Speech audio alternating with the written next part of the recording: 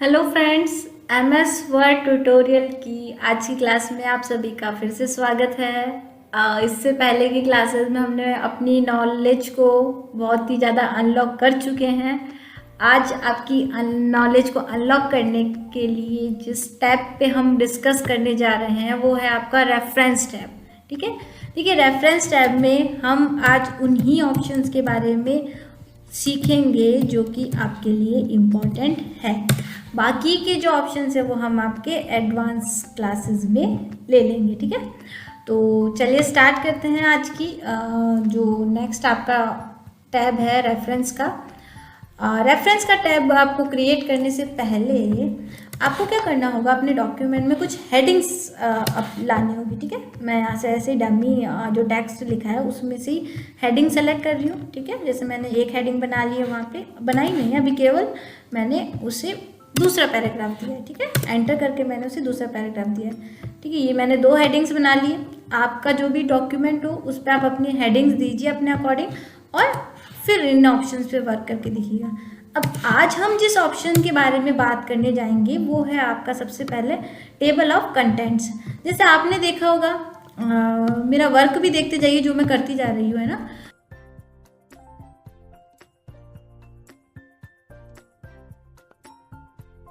Sorry, आपका कोई book होती है ना, बुक में आपके पास अलग अलग चैप्टर्स होते हैं और अलग अलग चैप्टर्स में आपके पास अलग अलग टॉपिक्स होते हैं।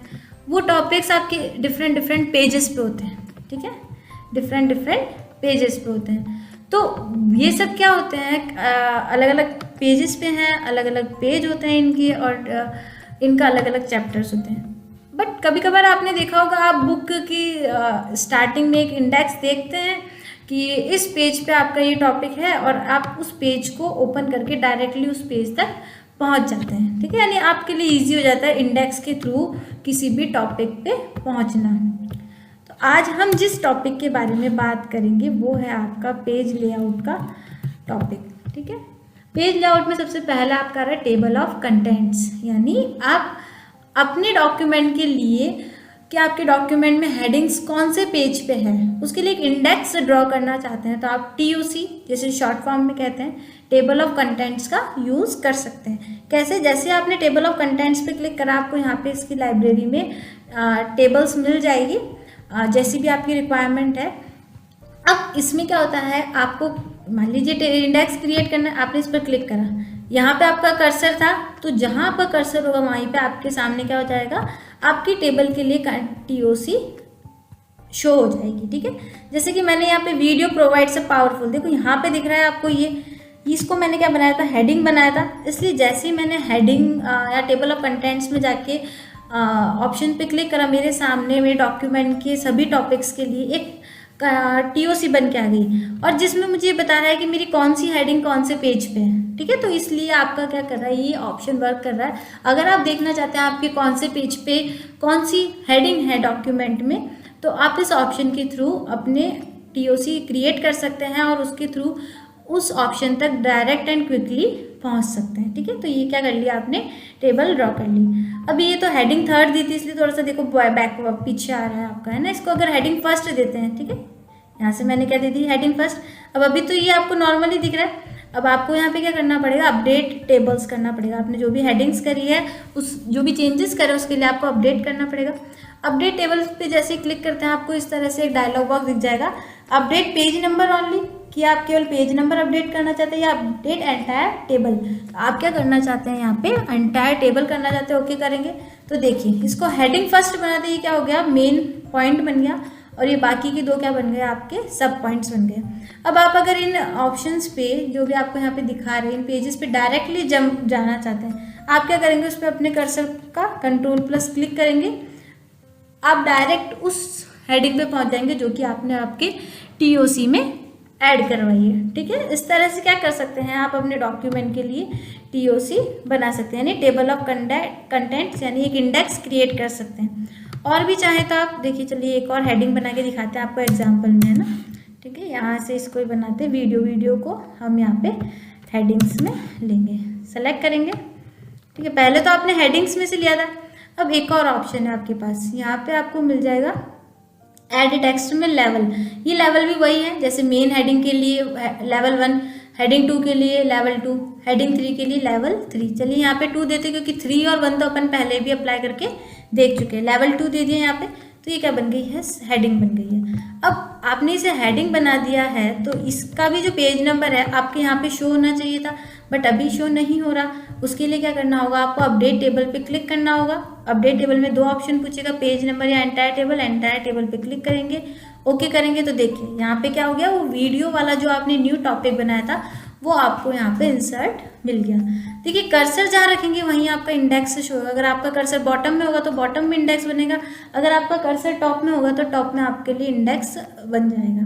ठीक है, तो देखिए लेवल 1 देने से आपकी मेन हेडिंग बनी, लेवल 2 से आपकी उसकी सब हेडिंग बनी जैसे कि, और लेवल 3 में इन सभी की सब पॉइंट्स की हेडिंग्स बन गई। तो इस तरह से क्या कर सकते हैं आप अपने डॉक्यूमेंट के लिए टेबल ऑफ कंटेंट्स यानी एक इंडेक्स बना सकते हैं ताकि आप क्विकली उन ऑप्शंस पे, उन हेडिंग्स पे पहुंच सके। नेक्स्ट आता है आपके पास फुटनोट और एंड नोट के ऑप्शन।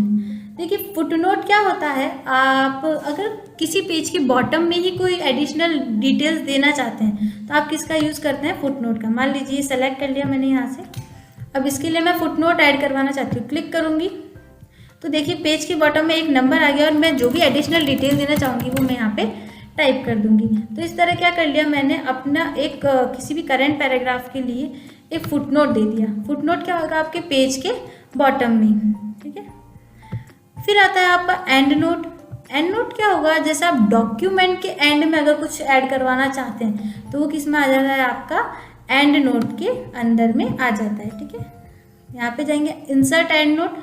देखिए हम कहाँ आ गए हैं, हमारे डॉक्यूमेंट के सबसे लास्ट में आ गए हैं। ठीक है, देखिए डॉक्यूमेंट का लास्ट है 3rd पेज और वहीं पे आपका कर्सर क्या करवा रहा है, ब्लिंक कर रहा है।